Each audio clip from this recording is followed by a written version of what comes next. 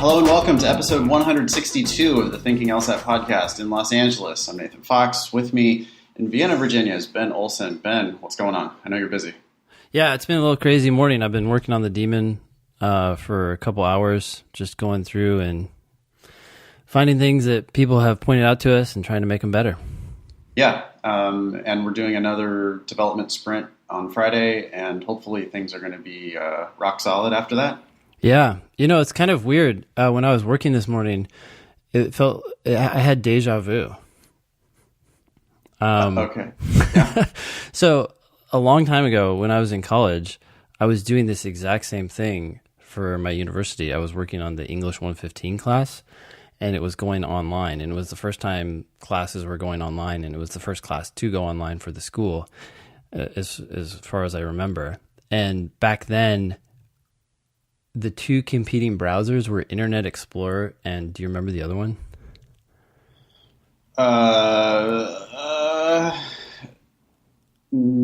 Netscape. You got it. Yeah, Yes. Netscape. And I think Netscape may have been more popular, although I don't know if you remember, but Bill Gates forced everyone to take Internet Explorer with their Windows. Yes, I do remember that. Yeah, and people complained about that. But anyway, I just remember we would be developing some feature for the class, and it would work in one browser but wouldn't work in another. And although we do have some browser issues right now, most of those have kind of gone away. Everybody's on so many different screen sizes now, right? And so trying to make it work for everybody is a challenge, especially with something like reading comp, when you have to make sure that the lines line up with the written text on a piece of paper. So it's been fun, but as it gets better and better, it's exciting, you know? So. Your definition of fun and exciting is slightly different from my definition of fun and exciting, but we've learned that over the years. Yeah, I think so, yeah. Yeah, awesome, good. Well, thanks for all of that work you're doing, and I know the product is going to turn out to be really fantastic, so I do appreciate it. Today on the show, we have some news about a Digital LSAT launch, officially, Digital LSAT launch date. Can't wait to talk about that. And what good timing, since we have the LSAT Demon ready to go.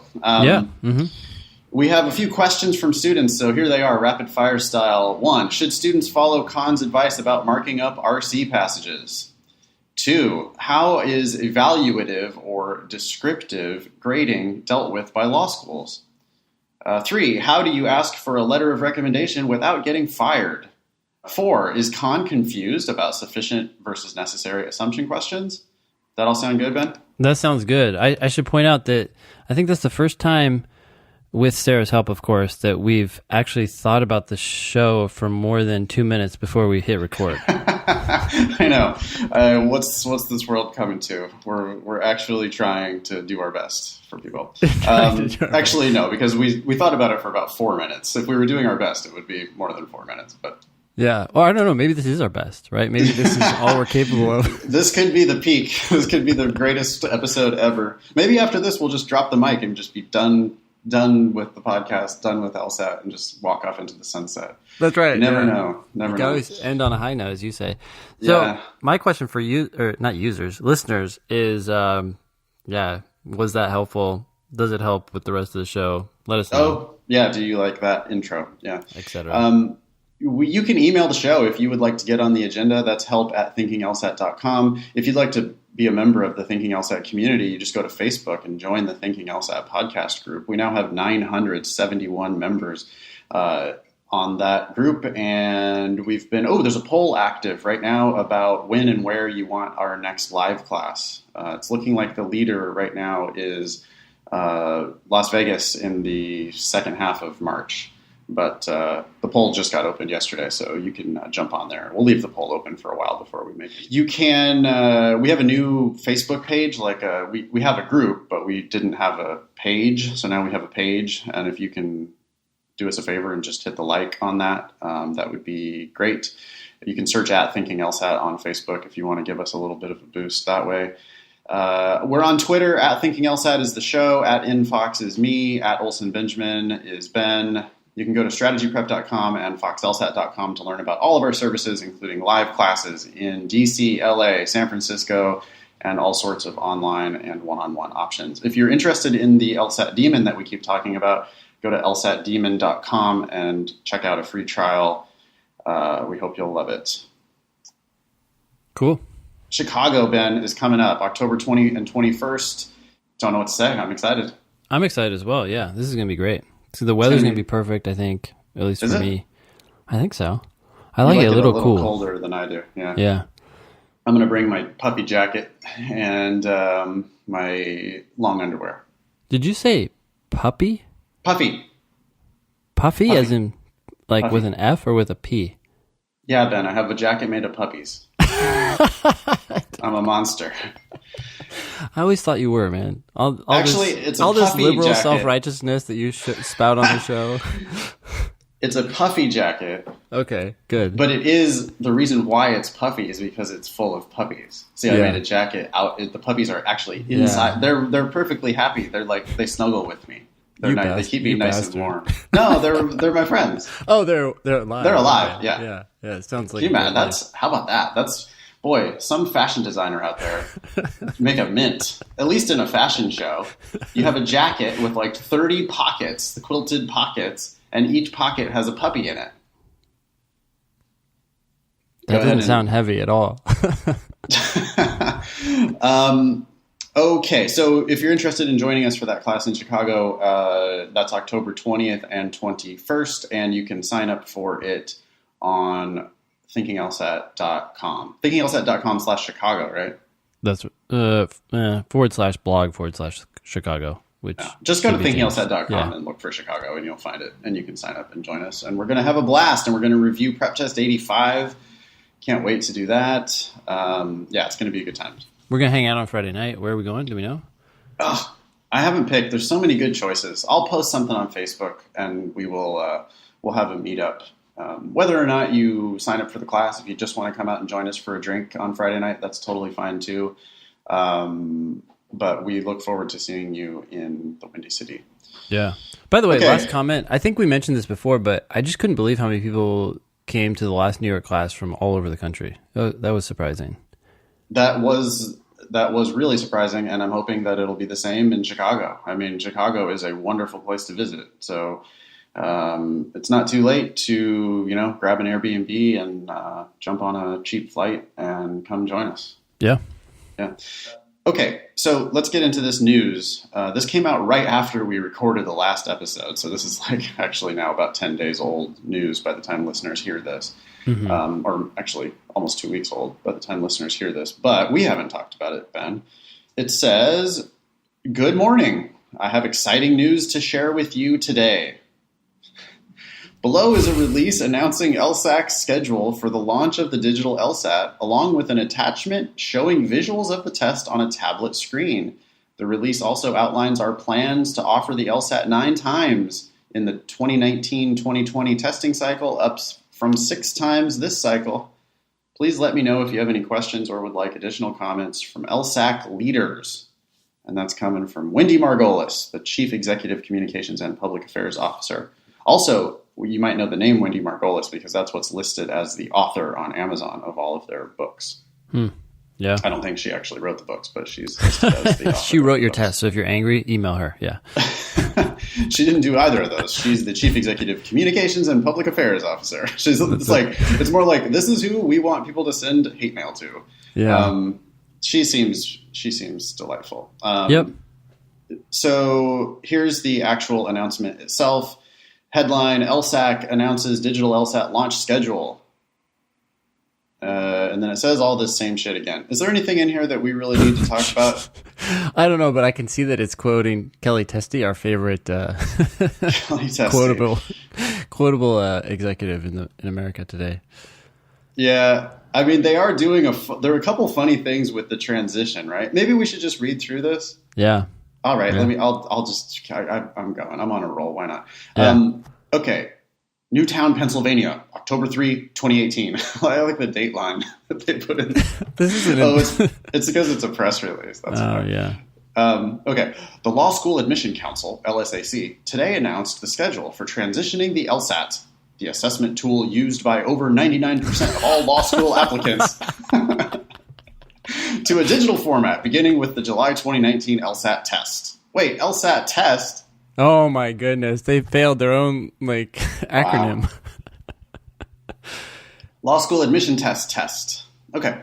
Wait, hold up though. The yes. fact that they said that the assessment tool used by over 99% of all law school applicants, they did not need to say that. They said that because they're feeling threatened by the GRE and they wanted to show their dominance. 100%. That's hilarious. I mean, whatever. It's PR, So this is like a press release, and they're just hoping. They're hoping that some reporter just puts that right into their story. Yeah. Right? They just want. I mean, the idea is they want a newswire to just pick up and run exactly this. So it's telling because it's like this is what they would want to just be in the newspaper. If they could, this would be in the newspaper. Yeah. That's their idea. They want a really lazy reporter to just put exactly this, including the assessment tool used by over 99% of all law school applicants. Yeah, it's very funny because I feel like it almost reminded me of how not everyone uses the LSAT. Right? Exactly. Yeah, some people don't. And who are those people and why don't they use it? Yeah, it's funny how times have changed, right? Like 10 years ago when we were baby LSAT teachers, we would never. They wouldn't have ever said that. Nope. They would have been like, "Of course we're the." Well, it says it right in the name. We're the law school admission test. We don't need to say that 99 because it was 100% back then. Yeah. No, it's not. Okay. Anyway, the quote. Here comes the quote. See, second paragraph. It's good news writing. You got the lead paragraph, then you got the second paragraph with a quote. Okay. Quote. The LSAT will be fully digital in North America starting in September 2019. We've planned this transition carefully to ensure candidates have all the information they need to decide their preferred testing schedule, said Kelly Testy, president and CEO of LSAC. Okay.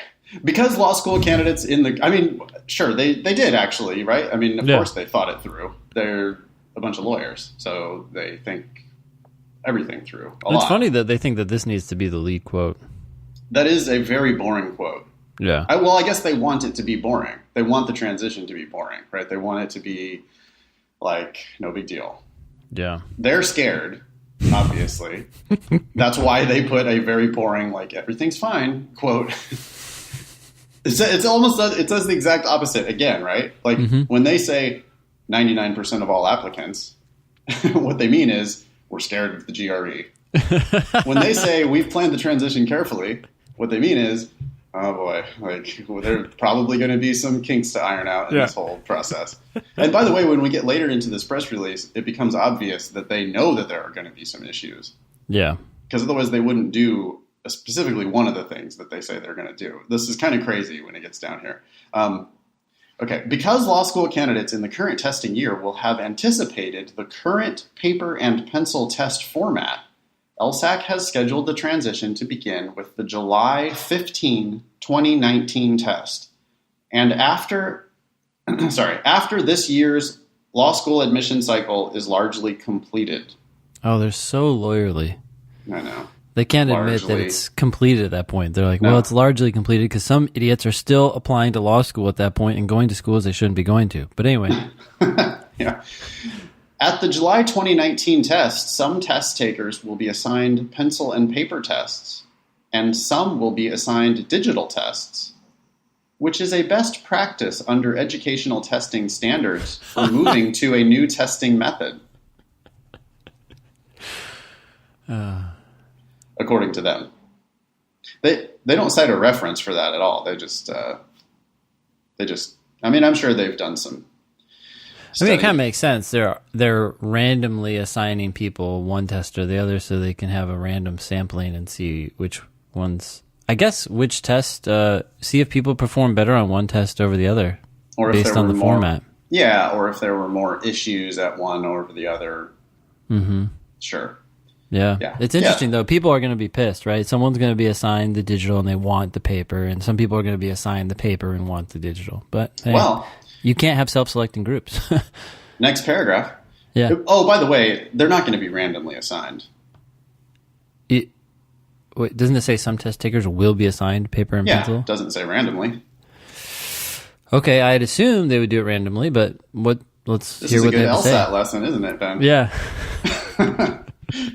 I mean, my guess is some of the tests. You know it won't be random?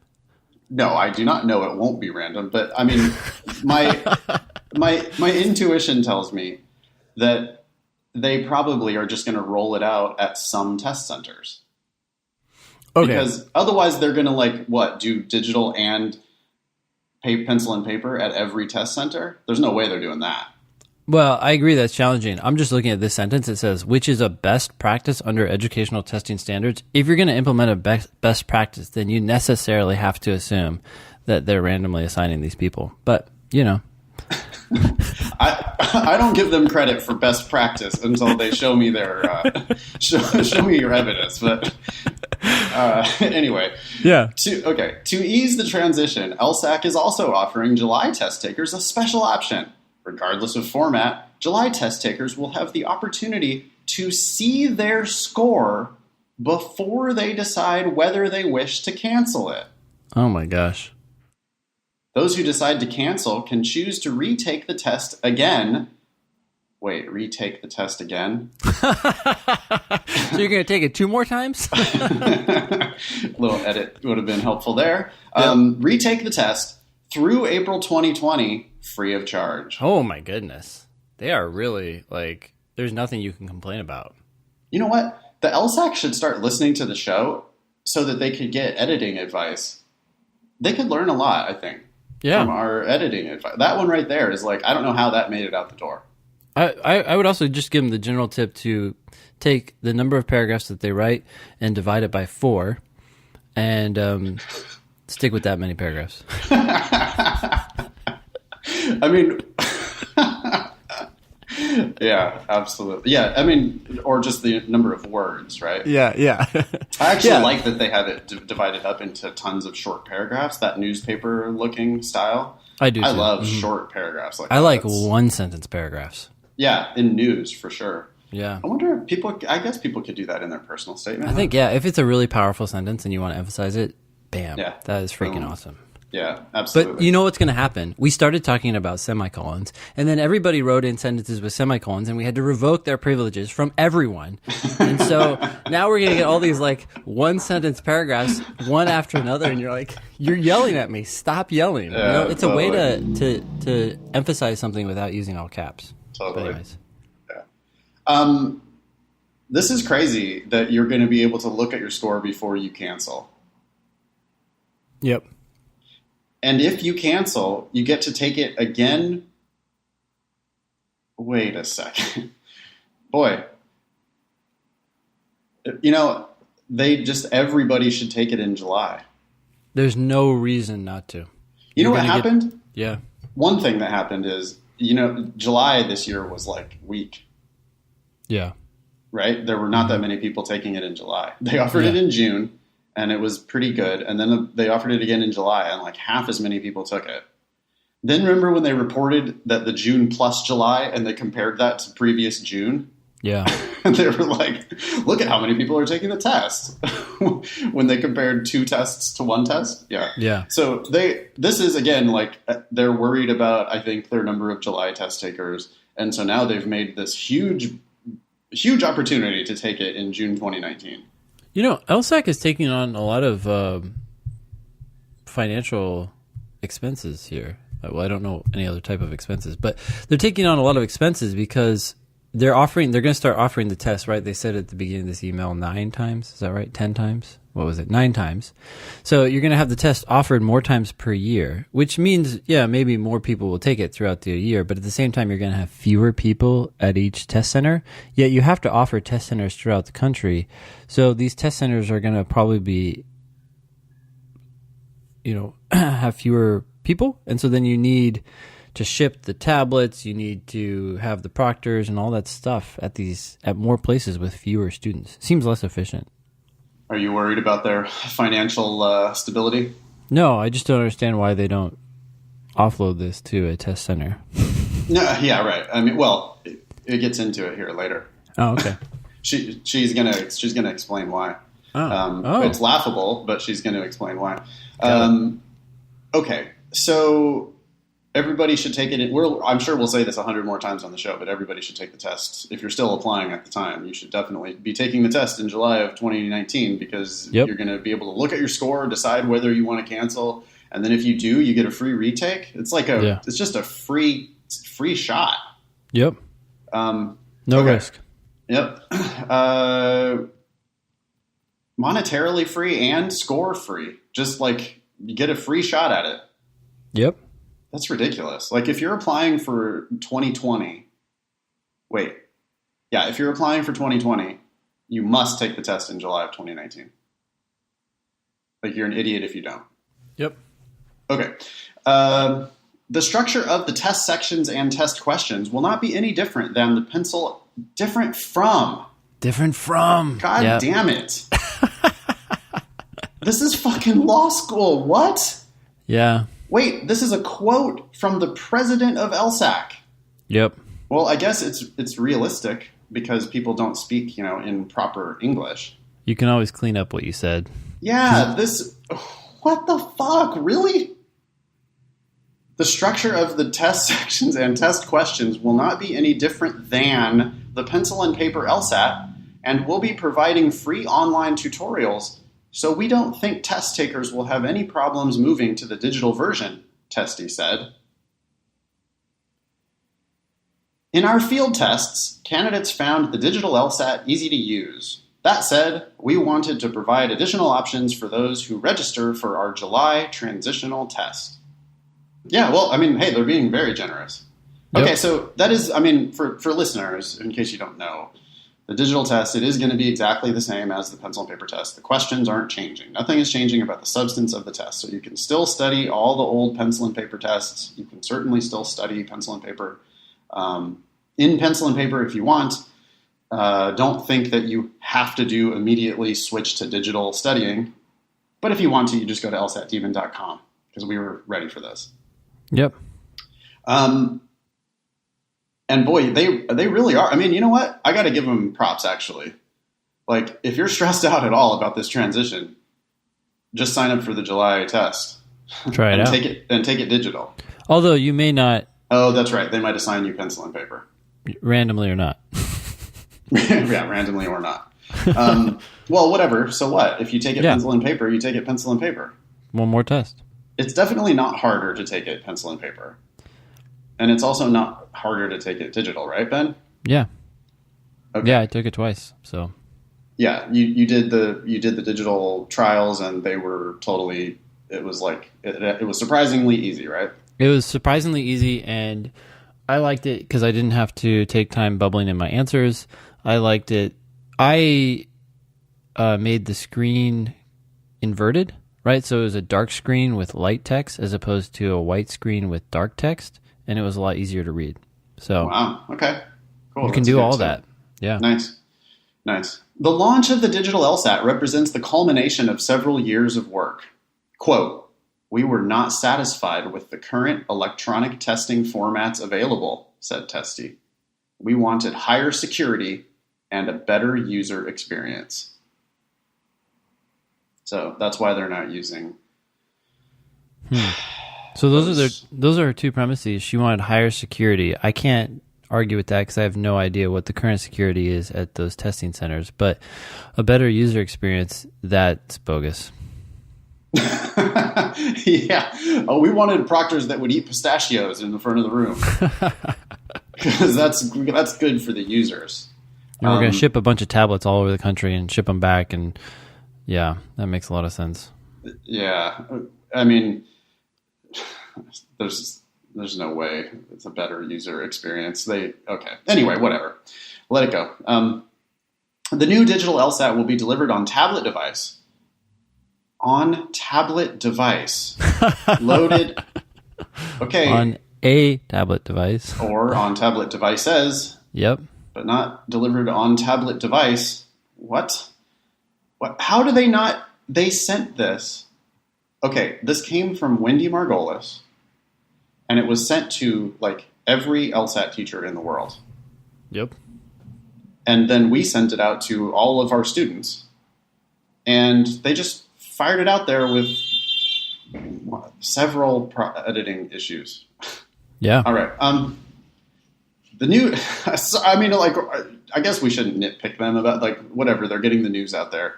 But it's like, it's not lawyerly at all. It's embarrassing. Okay. The new digital LSAT will be delivered on tablet device, loaded with patented software developed by LSAC. Patented. Oh, I'm glad it's patented. Yeah, it's good to know. Yeah. And includes numerous features that will benefit test takers and schools, including faster reporting of scores. Faster than 3 weeks, but probably not faster than the Sylvan Testing Center, which gives you your GMAT and GRE score immediately. Yep. Current LSAT preparation materials can be used to practice effectively, including the free test preparation LSAC offers in collaboration with Khan Academy. Additional practice materials for use specifically on tablets are also forthcoming. Forthcoming. Wow. Hey, I wanted to say one thing. This article has used the word additional twice, which is a longer version of more. So I always replace additional with more. Yeah, but you don't get to sound like a pompous ass if you say more. True. Okay. So if you really want to sound like an esquire, then you say additional. You say additional and nevertheless, or notwithstanding. Additional is 4 syllables, and you could put more instead. Wow. Okay. Quote, the LSAT is widely acknowledged as the best tool for assessing the potential for candidates to succeed in law school and pass the bar examination, said Testy.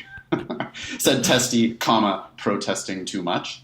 I'll just add in a little. Quote, the digital LSAT will maintain the quality and predictive value that the LSAT is known for while providing a modern delivery system that enhances security, access, and ease of use. Keep saying it, Testy. We're starting to believe you now. Yeah, that paragraph really didn't say anything that hasn't already been said before. Following the July 2019 transition test, the LSAT will be administered digitally going forward. Wait. You don't put following at the beginning of the sentence and then going forward at the end of the sentence. Well, you retake it again, Nathan. Yeah, retake it again. Okay. The LSAC is committed to accessibility for test takers with disabilities, and the tablet delivery system offers flexible type sizes, built-in screen reader, and other enhancements that will deliver an optimal testing experience for test takers needing such accommodations. Yeah, which already exists at the Sylvan Learning Center. But anyway, okay. This is interesting because it's like, even here, the tablet delivery system offers flexible type sizes, a built-in screen reader, or built-in screen readers. Oh, yeah. I didn't even catch that. And other enhancements. I don't know. They just had to read it out loud once to themselves. Yep. At the same time, LSAC is moving to its new test delivery system. The organization has increased the number of administrations in its testing calendar. There will be 9 LSAT administrations in the 2019-2020 testing year, up from 6 in the current testing year. Quote, for 99% of law school candidates, their enrollment journey begins with the LSAT, said Testy. Boy, you just 3 times in one press release, they said they felt like they had to say that. Yeah. Hey, notice no comma at the end of that quote? No comma at the end of that quote and no comma at the end of at the same time. Which is debatable. No, there shouldn't be a comma there. At the same time, LSAC is moving to its new testing delivery system. Oh, yeah. No, my bad. Yep. Yeah, but the one at the end of that quote from Testy absolutely needs one. Comma before the end of that closing quote. Yeah. You know what? Maybe there should be a that after at the same time to clarify, right? That you're modifying the time. Yes. Yeah, that is awkward. Yeah. Anyways. Yeah. Yep. Quote. For 99% of... Oh, wait, I already said that. For 99%... She already said it, too. It's okay. Just say it again. We need to hear it a couple times. No shit, yeah. Quote, our goal is to make it easy and convenient for candidates to pursue their passion for law and justice. Oh. God. That's cheesy. You didn't need... Okay, the red pencil goes through all of that. It's not news, and it's just like, okay. I can't believe she fit the word justice into this whole thing. Justice. She wants to leave you with that final thought. Passion and justice there in that last quote. Oh my goodness. Two words you should never use in your personal statement. Exactly. Yep. Boy, our brains are merging into one, Ben. It's kind of getting scary. It is scary. Okay, there you go. So the big news is Digital LSAT starting in July 2019. Free retake if you take that test and don't like your score. Randomly assigned to either the digital or pencil and paper on that transitional test in July 2019. Free retake if you don't like your score. See your score before you cancel it and get a free retake? That's nuts. That almost seems like an error. You know, I could see them backing off on that. Yeah. Because, I don't know. I'll bet you money. Yeah. All right. Bet a beer on it. Or okay. Moscow Mule, because I know you like a little sweeter drink. Thanks. You know, whatever. I could just see them. I could see them changing it up. I could see them being like, "Oh shit, we didn't realize that those two things together, like either one of them by itself, is not like overpowered, but the two of those two things, both of those things together, is kind of nuts." Mm-hmm. I mean, they have never done either of those. You know, like cancel and get a free retake is already pretty crazy. See your score before you cancel is really crazy. Both of those at the same time is just like free kick in the nuts. Like just, hey, here you go. Like you want to take a shot at the LSAT that has no downside and only upside? Yeah. They better be ready for like an avalanche of test takers in July 2019. Yeah. I mean, honestly, they'll still get paid for it. They'll get paid. They're getting paid for one test, and they'll have to probably give 2 to 1.5 of those people, but they may make more money than they lose. Maybe that's what they want. Maybe they wanted a huge sample in July of 2019. Yeah. Either that or they did not think it through, which I don't know. They don't seem to be like that sensitive to what the users are how the users are gonna respond to some changes. I don't know. I don't know whether they really thought that through. Oh, anyway, should we move on? Yeah. Oh, okay. And then down here we have images of digital screen layouts, and we can post those to thinkinglsat.com. Yep. Go to the website if you want to see what the test is actually going to look like. Okay, I want to get into this reading comprehension issue.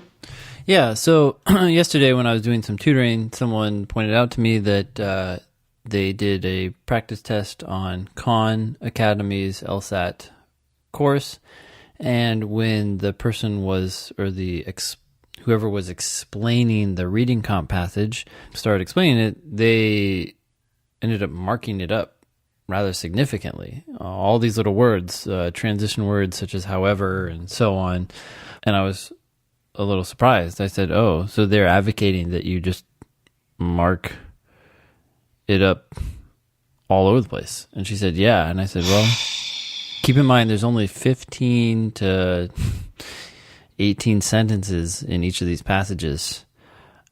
The second you start marking it up, the second you start thinking that somehow you're keeping this information or noting this information or somehow storing this information, but you're not really storing it. It's like a false sense of comprehension. And if you don't mark it up, then you really have to take it in and understand it and move it around in your head in some ways, right? Like be like, okay, this is what was said. What do I think? A lot of times I find myself almost looking away from the passage and being like, okay, if that's what you're going to say, then you must be thinking this, or what do I think of that?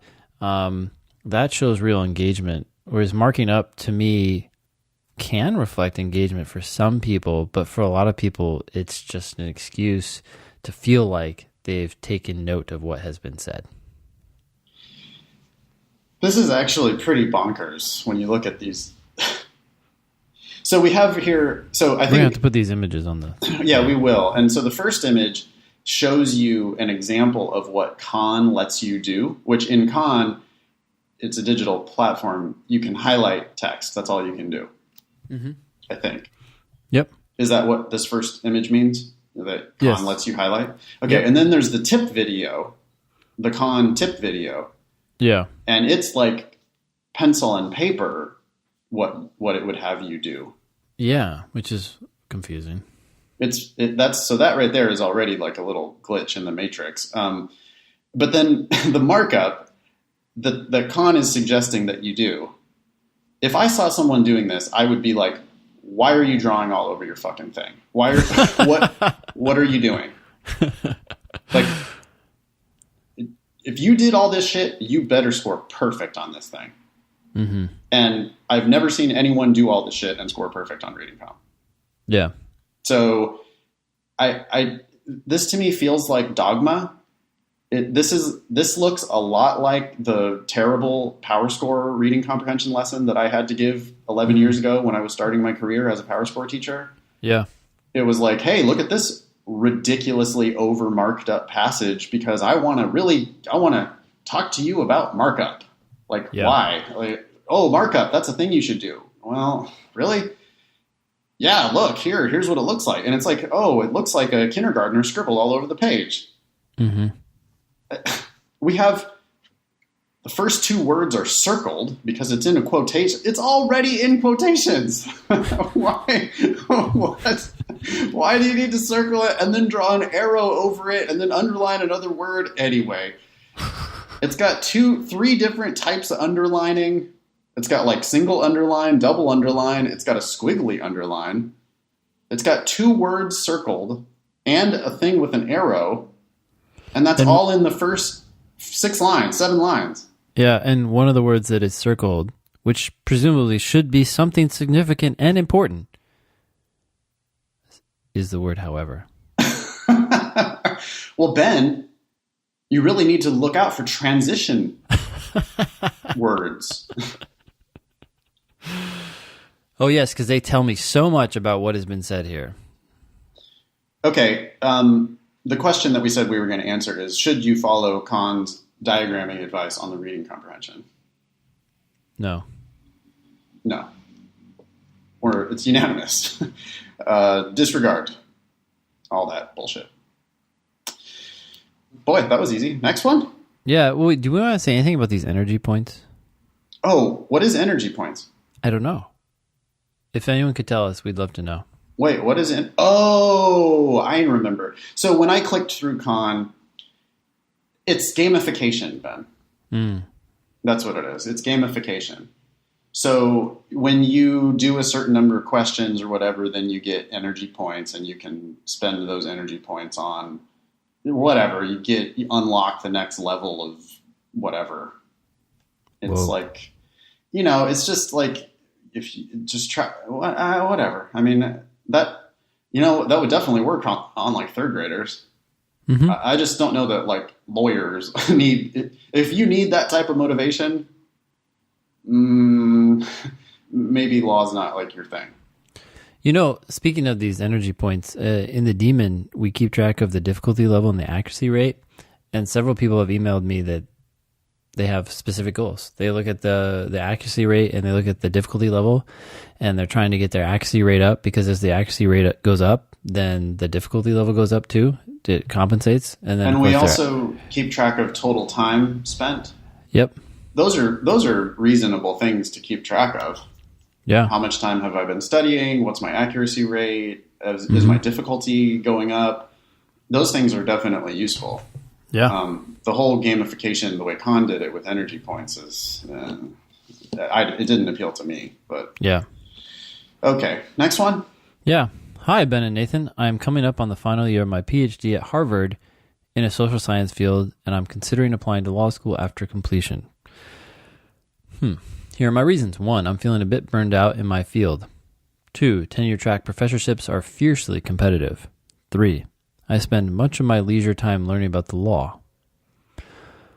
Okay, so your first 2 reasons are why you want to leave, not necessarily why you want to go to law school. Right. Your third reason, I spend much of my leisure time learning about the law. Okay, maybe you have a passion for it. I'm thinking that I will apply for academic positions, postdocs, and law school concurrently. Then decide based on what comes back. You're letting too much happen outside of your control, it seems like.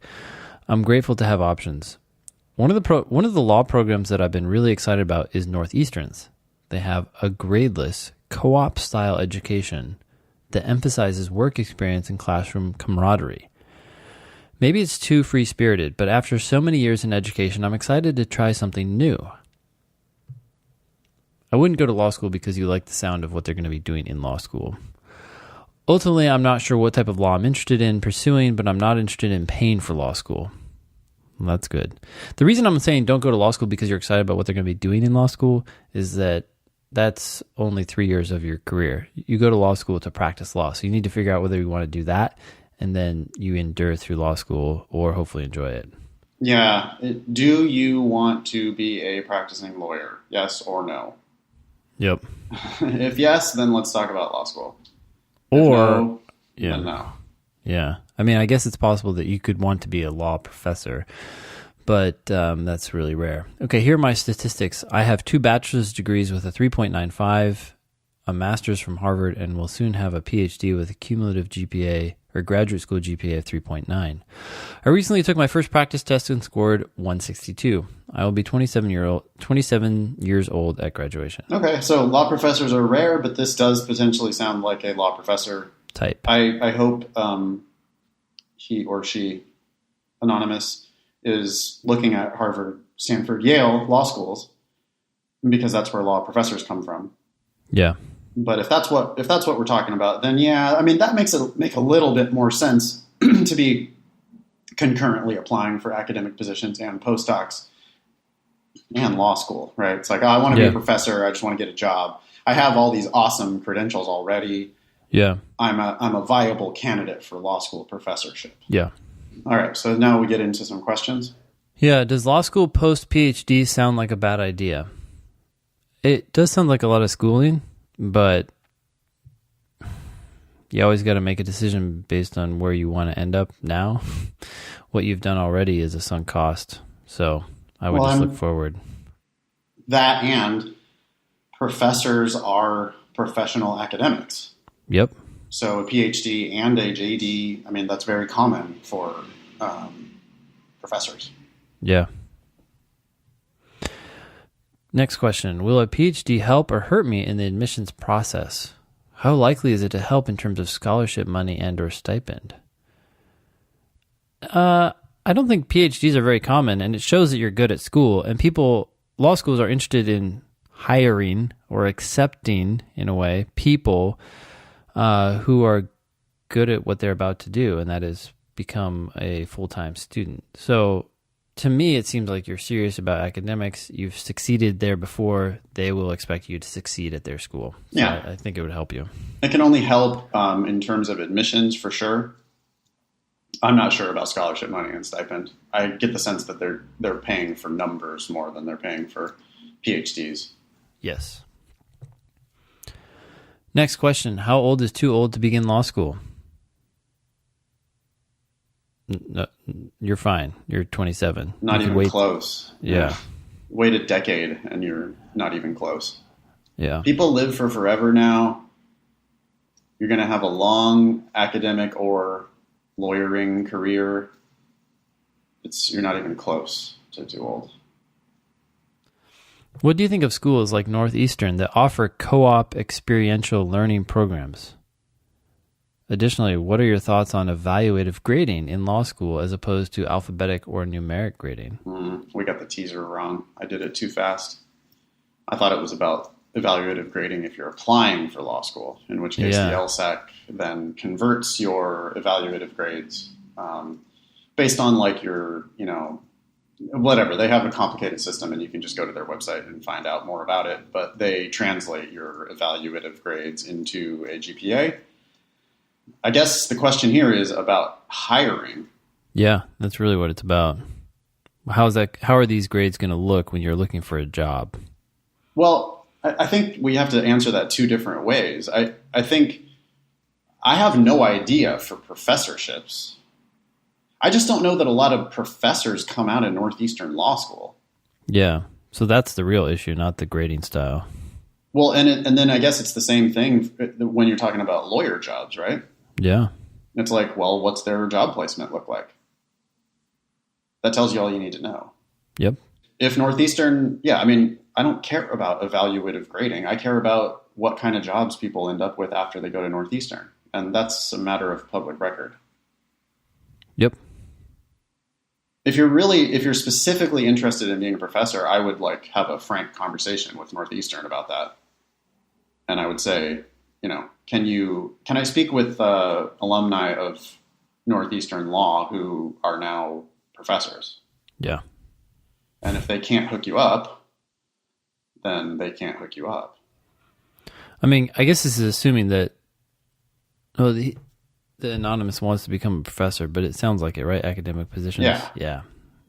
Okay. But if it's for lawyering, then you want to talk to alums. Yeah. Like if I had to just what's your gut reaction, right? Like, what kind of lawyer do you want to be? And if you just spout out intellectual property, okay, well, then go talk to Northeastern and have them introduce you to intellectual property attorneys. And again, if they can't do that, well, then that tells you what you need to know about their grading process or whatever. I don't think it's the grading process. I think it's the admission standards and just the school overall. Yeah. Okay. Good one. Yeah, this person ends. Thanks for reading. Love the podcast. Don't use my name. No problem. Thank you, Anonymous. Good luck. Next one. Hello, Ben and Nathan. Can you provide any guidance for requesting a letter of recommendation which won't completely blow my cover? I work in a field wholly unrelated to law, and it would be extremely obvious that I have plans to leave my industry if I say that I'm considering law school. I work for the U.S. federal government in a very small, quote, incestuous workforce of 417 gossipy people, DOD, Navy, weapons systems. What do you think of that, quote, incestuous? Sorry, I'm just, okay. Either just say it or leave it out. I don't understand what those scare quotes are meant to do. It's like a safety valve. It's like a get out of jail free card. It's like, well, I thought it might be a little bit offensive if I said incestuous. I wanted to make it clear that I didn't really mean incest. I wanted to make it clear that I meant it in the metaphorical. Well, listen, none of us thought that there was actual incest happening. I hope to God there's not. Okay? You're all unrelated adults. So I don't think it's possible that incest could be happening. 2, so if you would have said incestuous, we would have got your meaning. By the way, that's the second definition of incestuous. Yeah. It's not even an uncommon meaning. Mm-hmm. So, just don't do that. It's okay. We got it. We're smart. You can use a secondary definition of a word. But if you're uncomfortable with it, then maybe pick a different word. Mm-hmm. Okay. Sorry. I'm riled up after that email from LSAC. Okay. 417 gossipy people in the DOD, Navy, and weapons systems. Wow, who knew there was so much gossip happening in the Navy, for example? Yeah. To make matters worse, it's a weird use of dashes there. Mm-hmm. To make matters worse, dash, space, the people who best know my best work are the people in charge of staffing annual reviews and raises for the entire workforce. Therefore, they are most likely to leak it to the whole workforce as it's their duty to maintain full staffing. While I obviously will leave eventually, I don't think I can stomach the either 8 or 20 months of, quote, she's leaving us so we won't involve her in the important projects, quote, mentality, semicolon. After all, I am the overachieving lawyerly type. That's an okay semicolon. It's okay. In my book. Yeah. I can't imagine I'm alone here in my desire for discretion. Okay, so the question is, how do I request a letter of recommendation which won't completely blow my cover? You can't. Yeah, or you choose someone who you trust and won't blow your cover. Hopefully these things go hand in hand. Hopefully someone who's impressed with you is also someone who's willing to work with you and is concerned about your overall success in life. Yeah, it's like, hey, Lisa, I know how much people gossip around here. I just wanted to ask you a question. My friend, she's thinking about applying to law school, but she's worried that if my friend, applied to law school and asked for a letter of recommendation from her supervisor, that it would get out and then she would get screwed at work. So what do you think, my supervisor, Lisa, who knows my work really well? What would you advise my friend in that situation? How about that? Think that would fly? Yeah. I mean, you might want to make it even less obvious than that. No, I was making it obvious on purpose, but how would you do it? I don't know. I mean, I think you should just know by your interactions with the people you're thinking about asking to write your letters of rec, right? I mean, some of these people are gossipy, and some of these people you respect because they're not that way, and they actually care about you. They want you to move on with your life in a way that's helpful and consistent with your goals. Yeah, or just go and say, like, you're rolling the dice, I guess, right? Like anytime you're going to trust somebody with something like that, you're rolling the dice a little bit. Yeah. But how about the frank conversation of, hey, Lisa, listen, I got to trust you with something here. You know my work. We're friends. I'm going to apply to law school. Yep. And you have an opportunity here to really fuck me if you want to. Or you could be cool and write me a letter of recommendation and not fuck me at work. Right? Yeah. And then now it's in Lisa's court. She can either betray you or she can be your buddy. One thing I was thinking of, kind of a variant to your joke, is you could do that, but tone it down and say, hey, you know what? I'm thinking about applying to law school. Yeah. And then see how they respond. And if it's really negative, just be like, yeah, I mean, who knows? And then go, and then it just kind of gets forgotten, right? Because unless you follow up on it, they'll just assume that you're still working there. Yeah. What would you do if I asked you for a letter of recommendation for a law school application, would that really hurt my job for the next 8 or 20 months? And then see what she says. Like, I'm not doing it now. I'm not actually asking you. I'm just asking you, what if I did ask you? Yeah, I don't know. Okay, continuing on. Also, would it be misguided to have a foreign national write one of my letters of recommendation? Since I'm applying to schools in the U.S., should I stick to people from the U.S.? Mm-hmm. Thanks, Anonymous. That's a strange question. I don't think it matters where they're from. Why would it matter? I don't know. I don't know. I mean, the person works in the DoD, the Navy, and weapon systems. They probably look at surrounded by a lot of just even the phrase, a foreign national. Like, whoa. Who says that? Yeah. A foreigner. No, it's not. Yeah, a foreigner would be clearly racist. So instead you say a foreign national because that's like the like antiseptic like government version of it. Well, they are a foreign national. I was respecting their nation by calling them a foreign national. I didn't call them a foreigner. I called them a foreign national, which they are. Okay. Well, they're also a foreigner, but that's offensive. So, wow. That's funny. That's a little peek behind that's like just a little insight into the way government and defense people are, or the way they speak anyway. I can't imagine a law school judging you because you have someone from anywhere writing the letter. Okay, I take that back. Okay. If it's a Russian citizen, I guess I could see someone. I don't know if there's reason to believe that you're a spy from Russia. I guess I could see a letter from Russia being kind of strange. But it would all depend on who the person is, right? Like, Well, how do they know you, and how did you work with them? I can't imagine that. Yeah, I can't. I mean, where? Yeah, it's probably not a Russian, by the way. It's probably like someone from Spain or what. It's like,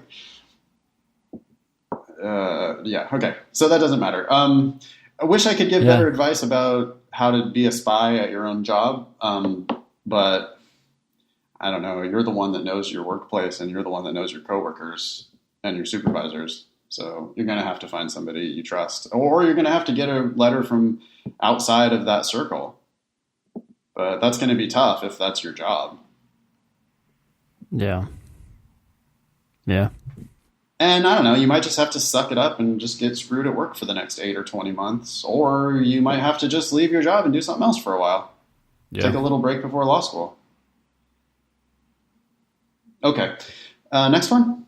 Yeah. Hey, Nathan, Ben, and Annalisa. I just wanted to pass along this Khan Academy question explanation. This is a necessary assumption question, so why are they saying that we need to be looking for the missing principle that links the support to the conclusion? Oh, no.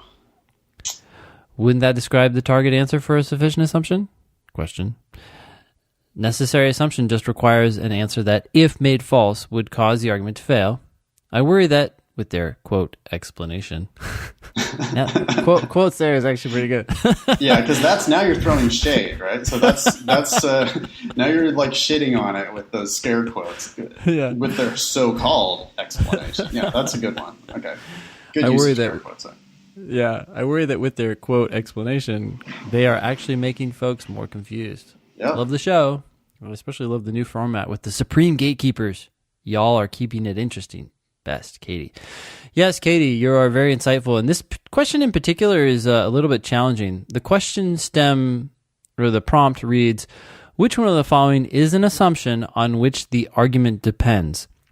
There is no mention of a principle in this question. I mean, we hate the notion of a separate principle question anyway, but it's sort of funny that the explanation apparently refers to a principle, since the question or the prompt itself is not even asking for a principle.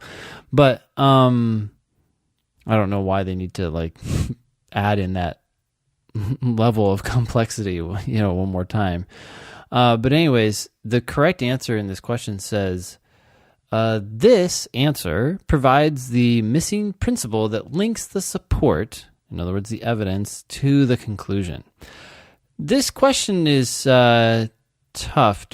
We can't read this question. That's their full explanation? That's their full explanation. Come on. And look at why they dismiss B with it would not hurt the argument if this were untrue. So they're clearly doing the necessary assumption analysis. Yeah. But then when they pick the correct answer, they're doing the incorrect analysis. They are giving the sufficient assumption analysis there, not the necessary assumption analysis. And it's just another example of Khan's explanations being mediocre. Yeah. So I wanted to talk about this question. Let me, I'm figuring out which one it is. Yeah. So this question, I guess we cannot read, but I will tell you that it is question 22. From the December 2013 LSAT. That's test 71, by the way. So test 71, gosh dang it. I don't know which section it is, but it is question 22. So you only have two options there. You can figure it out. But it's the one about predatory pricing. Yeah. In any case, this answer, the correct answer in this question is very interesting because they're asking for a necessary assumption. The correct answer is a necessary assumption, but it's also a sufficient assumption. Yep. Because answers or assumptions can be necessary, they can be sufficient, they can be both, and they can also be neither, which is often the case in like strengthened questions. But in any case, here, they asked us for a necessary assumption. The correct answer is a necessary assumption, but because it's a sufficient assumption as well, sometimes people read it and they apply the sufficient assumption test and they see that it works and they say, oh, okay, so I can see why it's correct. And that's exactly what Khan has done here. But that's not why it's correct, because even if it is a sufficient assumption, that doesn't make it right, given the fact that they're asking for a necessary assumption. So you actually have to apply the necessary assumption test, which is what Katie said. If the answer choice is not true, would it destroy the conclusion? And it does, so that makes this answer both necessary and sufficient. Yep. It's the reason why so many people struggle with sufficient and necessary assumption questions is that the resources out there are really bad at teaching how to do sufficient and necessary assumption questions. And one reason why the resources are so bad is that you can sometimes get a question right for the wrong reason. And this is an example of that. Like Ben said, the correct answer here turns out to be both necessary and sufficient, and Khan is explaining the answer using the sufficient analysis when it's a necessary assumption question. So here Khan is getting it right for the wrong reason. And if you study with, mediocre teachers, which unfortunately seems to be what Khan is, like it's innovative in the sense that it's free. I'm glad it's free. That's awesome. It's just not that good. Yeah. And so if you study with these types of materials, it's like, I don't know, it just feels like it's only going to get you so far. Mm-hmm. Because I can't tell you how many people have come to me from another test prep company, including Khan, that just are like, boy, I just can't wrap my head around these. Like last night, I had a guy saying that sufficient assumption questions were like really hard for him. Mm-hmm. And I'm like, that's the easiest thing in the world. You just, as Khan says, provide the missing principle that links the support to the conclusion. Yeah. Unfortunately, Khan is saying that on a necessary assumption question. And so then that causes, all these poor, diligent, hardworking students to never understand these two question types, at least not at the higher levels. Yeah. Because if this were a harder question, there would be an answer that would link the principle, or that would link the support to the conclusion. By the way, principle means thing, okay? Principle doesn't have any magic at all. Principle just means thing. Yep. And there would be an answer that has a thing that does link the evidence to the conclusion, but that is more than what's required to link the evidence to the conclusion. And if it were a necessary assumption question, you would pick that answer and you would get it wrong.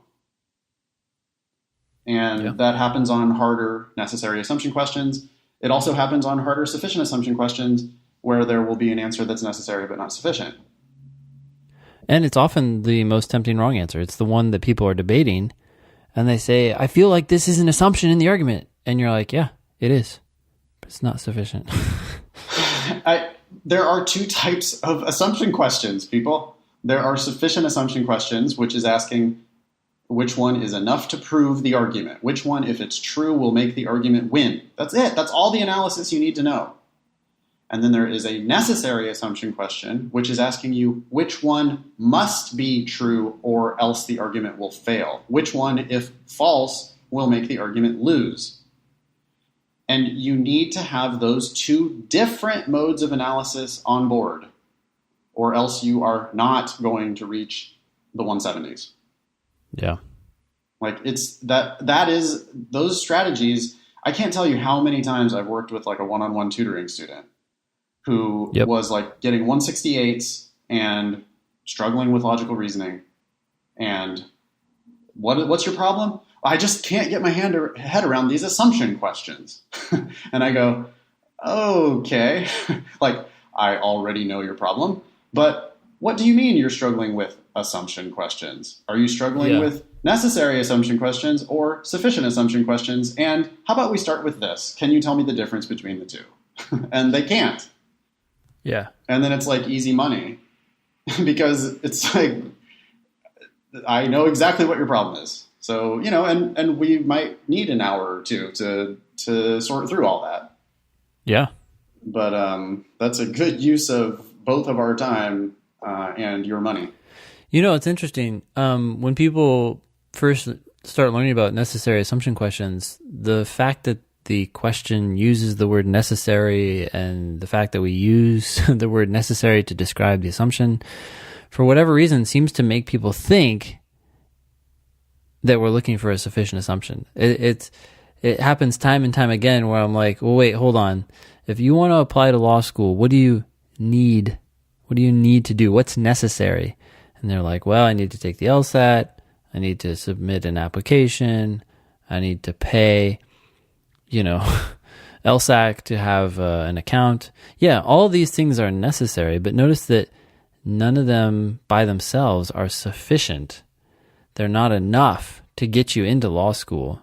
So that's how you can look for an answer that's necessary, but does not end up proving the conclusion. It's not enough to make the argument whole, necessarily, but it is something necessary. I think the word necessary makes people feel like they need something that's complete or enough. No, the analysis is without this, it would fail. That's it. It's not about completing the argument. It's not about making the argument win. It's which one, if false, would make the argument fail. On a sufficient assumption question, the correct answer is a sufficient winner, like you win. And on a necessary assumption question, it's this had better be true or else we lose. It's a sufficient loser if it's false. Yeah. Okay. So like sufficient assumption is which one will provide summary judgment for the plaintiff. And necessary assumption is like which one, if false, will provide summary judgment for the defense. Yeah. And there's a million ways that your case can fail, but there's like one way that your case can win. By the way, you probably should tell people what summary judgment is. Summary judgment means you win on the papers. You don't have to have a trial. It's just game over. Yeah. Can I give a math example quickly that I was working on last night with some students? Yep. I've had previous versions of this, but I just, it's fresh in my mind. So, because I do want to make it clear that you could get this question right for the wrong reason. And getting it right is getting it right. So I'm glad you can get it right for the wrong reason. Back up. Assumption. What does assumption mean? Assumption means missing piece. Right. Unstated premise. Yep. So there's two types of assumptions, and assumptions can be sufficient or necessary or both. But here's a quick, it's not even an argument really. It's just x plus 2 equals 4. Okay. That's an incomplete statement, right? Sure. Yep. Can you fill in the blanks? I can. Okay, do it. So x plus 2 equals 4. That means x, the missing piece, has got to be 2. Yep. Which Good would enough. be... Yeah, oh, sorry. Good enough. Okay. Now, that's the answer to both a sufficient assumption question and a necessary assumption question, but it's two different pieces of analysis, right? Yeah. Go ahead and do it. Okay, so that 2 fills in the gap completely. I think this is what you're getting at, right? And therefore, it is a sufficient answer. If it's true. If it's x equals true, 2, yeah. Then if x does equal 2, then the equation or the argument, you could look at it that way, makes sense, right? It's complete. And if it's not true, if it's not 2, then the equation doesn't make sense. It's wrong now, right? Yep. Okay. Now, so x equals 2 is both sufficient and necessary. Yep. But how about this? X equals y equals 2. Is it sufficient? Is it necessary? Or is it both? Now, listeners, you might want to pause here and think about it for a second if you're not totally sure, because this is a good exercise for you. Again, the equation is x plus 2 equals 4, and I have provided you with an assumption x equals y equals 2. Is it sufficient to make the equation win, Ben? Yeah. Because now x is equal to 2. Mm-hmm. Right, so it makes the argument win. But is it necessary? Oh, no, it's not necessary because we don't care about y. Well, and because what if x is 2 and y is 1,000,000? Yep. And 2 is 2. Well, in that case, x equals y equals 2 is false, but x does still equal 2. So the argument would not fail. So x equals y equals 2 is sufficient but not necessary. If it's true, it makes the equation win. If it's false, it makes the equation lose. Mm-hmm. Okay, and then last one. X or y equals 2. X or Y equals 2. Yep. Well, that's necessary, but not sufficient. How do you know? Okay, it's necessary because we do need at least one of those, X or Y, to be equal to 2. Specifically, we need X. Yeah. Yeah, but we need at least one of them, right? Like if we don't have either one of them, then we have a problem. But just because we know one of those is equal to 2 does not guarantee that the equation works, because it may be Y that ended up being 2, not X. So it's necessary but not sufficient. That's right. I'm going to start using that in classes. I think it's just, it's another way of talking about this issue that we've talked about a million times. Yeah. I guess you need to leave it there, huh, Ben? Sorry, dude. Yeah, I do. Yeah, no problem. That was show 162. Thanks all y'all for listening. Nice knowing you. Don't pay for law school.